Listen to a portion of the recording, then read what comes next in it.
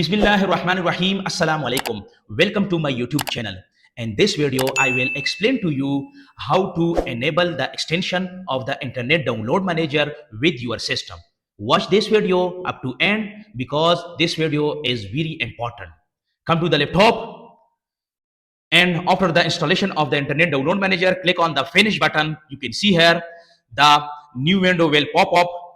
You can see here these are 6 steps. Follow these 6 steps. First of all, click on the 3 dot, then click on the more tool, then click on the extension, then enable this one option, and then click on the detail and enable this one option, and finally click on the close button.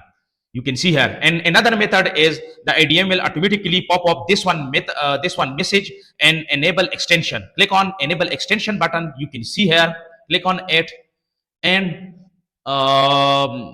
finally close this one page. You can see here, close, and click on the 3 dots, and for the checking, click on the extension and then click on the manage extension option, and you can see the IDM integration module extension has been enabled with your Google Chrome.